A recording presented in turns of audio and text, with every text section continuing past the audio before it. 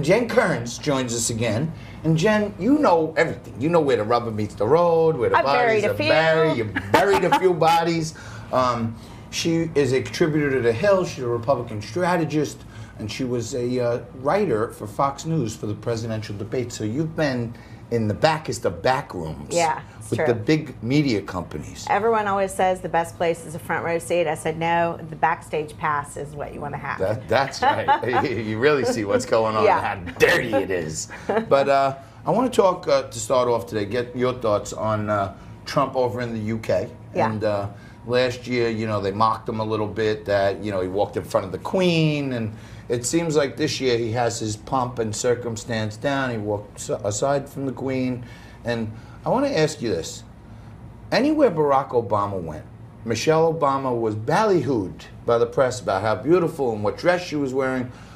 Melania Trump looked so beautiful, so elegant, so classy, standing there. Why doesn't the media at least say, that's a fantastic looking First Lady? Because she's a Republican. I mean, that's just the honest truth. You look at Melania Trump, she's exquisite in how she looks, how she dresses, how she behaves. She gets no credit for it at all. You know, if this were a Democrat, you would have designers falling all over themselves to dress her. Look at her, look at her, look at her. But and I thought she just looked gorgeous, like classy, not like hot, like that's what you're supposed to be. She had the nice hat on, while Frank's getting mad. No, I'm not getting mad. I just think it's hysterical that you're on the media, which Newsmax, available in 70 million homes, is very much a part of the media. You're a part of the media, and there's two people agreeing with one another over how beautiful the First Lady looks, while at the same time reproaching the media for not saying that anyone says that she's looking beautiful. I mean, it strikes me. Look, we've known for a long time. No, look, I met Melania. She's got to always be a hater. I'm not a hater. I just think it's funny that you're on the media bashing the media for not talking about how beautiful Melania is. Right. Well, he's bashing the mainstream media, and there is a difference. There is a difference. Look, that's right. They won't give them any credit. In fact, look at the entire Trump family, and not just looks, but accomplishments. Most of those kids have become successful business persons. Of course. And if it were a Democrat family, there would be talk of Camelot and all this stuff. It doesn't happen with the Trumps because they're Republican. And the joke for the mainstream media is most of the Trump kids were actually Democrats before their dad ran as a Republican. And Ivanka is still a registered independent. Yes, and that's what makes the media look so stupid and so petty. They can't even give them credit. No doubt about it. You know what, Jen? I watch the left-wing media to get my juices flowing, to get excited, and I kind of make fun of these shows. I call Lawrence O'Donnell's show The Last Turd instead of The Last Word, because everything that comes out of his mouth is turd. But last night it was so disgusting. He was talking to Michael Wolff, okay, the author of Fire and Fury, this book that was so great, and Inside the White House, and he, as Frank so politely put it the other day, wrote lies in his book that the indictment of Donald Trump was already drafted by the Mueller team. It was in Fire and Fury. No, that's in the new book, The Siege. In The Siege.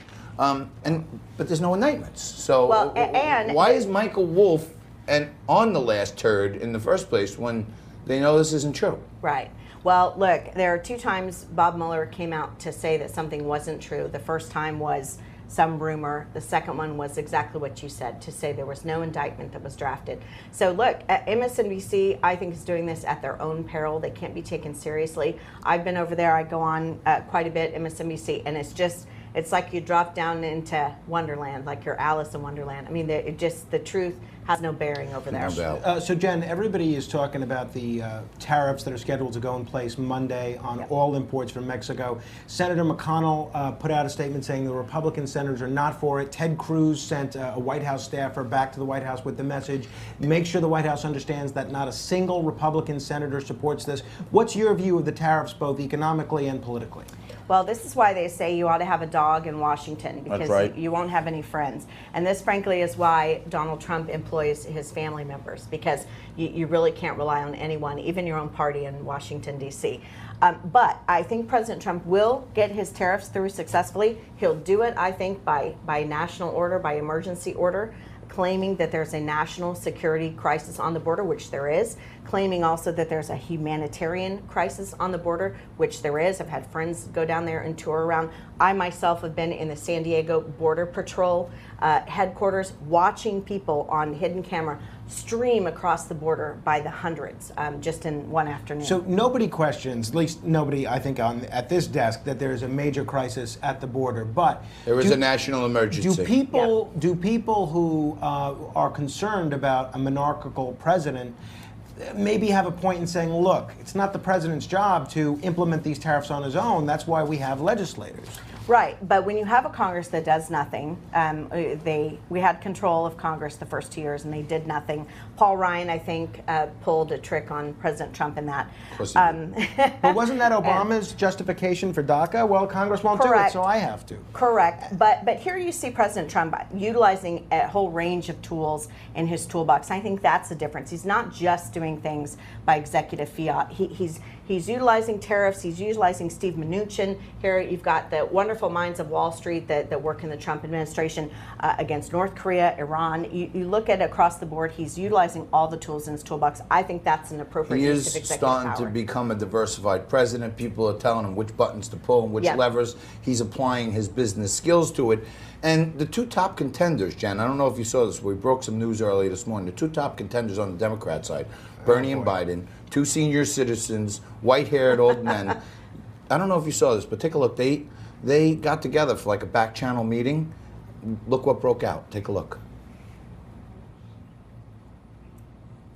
Oh, Rose doesn't have it today. Good. He said good. Frankie doesn't want me to show you what's happening. There's two old men fighting that are neither Bernie Sanders nor Joe Biden. Okay. I thought it was them.